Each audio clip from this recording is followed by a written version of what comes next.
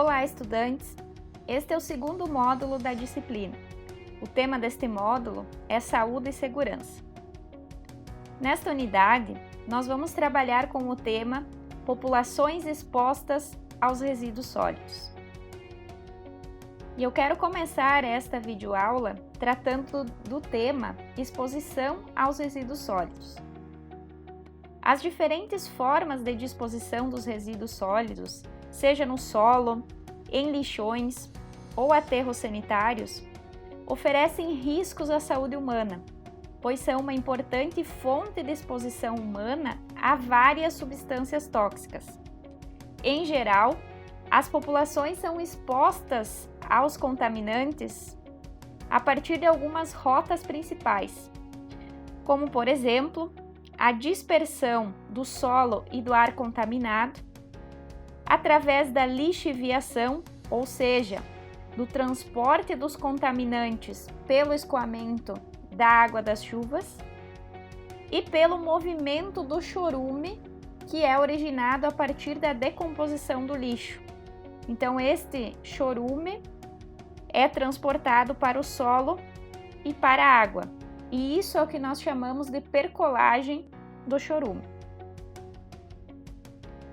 Dentre as principais populações expostas a estes contaminantes e outros riscos relacionados aos resíduos sólidos, nós temos aquelas que não dispõem de coleta domiciliar regular, as populações vizinhas às unidades de tratamento e destinação de resíduos e, sobretudo, os trabalhadores diretamente envolvidos com os processos de manuseio, transporte e destinação final dos resíduos. Especificamente em relação às populações que não dispõem de coleta domiciliar regular, geralmente de regiões periféricas ou de áreas rurais, elas tendem a depositar ou queimar os resíduos no entorno da área em que vive. No entanto, este tipo de destinação envolve alguns riscos potenciais, como, por exemplo, a inalação de fumaça e seus contaminantes, então gases tóxicos como o monóxido de carbono, o risco para incêndios, mau cheiro, atração de animais que se alimentam dos restos, como, por exemplo, urubus, cães, gatos, ratos, entre outros. A proliferação de vetores de doenças, como por exemplo mosquitos, originando epidemias, como é o caso da dengue. E além disso, os resíduos depositados em terrenos baldios podem escoar até os bueiros e outras vias de escoamento de água, provocando entupimento. E, na ocasião das chuvas, esse entupimento desses bueiros pelos resíduos pode levar a enchentes, de grandes proporções, inclusive. Outra população exposta aos contaminantes dos resíduos são as populações vizinhas às unidades de tratamento e disposição dos resíduos. Neste caso, a situação pode ser ainda mais grave. Então, alguns estudos nos mostram que áreas próximas aos aterros sanitários têm elevados níveis de compostos orgânicos e metais pesados. E isto vale tanto para unidades ativas quanto as unidades inativas.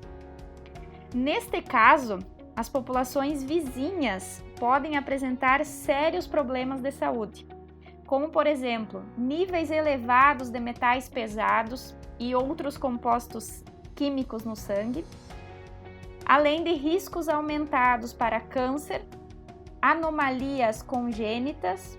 Então, anomalias congênitas são síndromes ou malformações que podem ocorrer, nos recém-nascidos. Baixo peso ao nascer, abortos e mortes neonatais.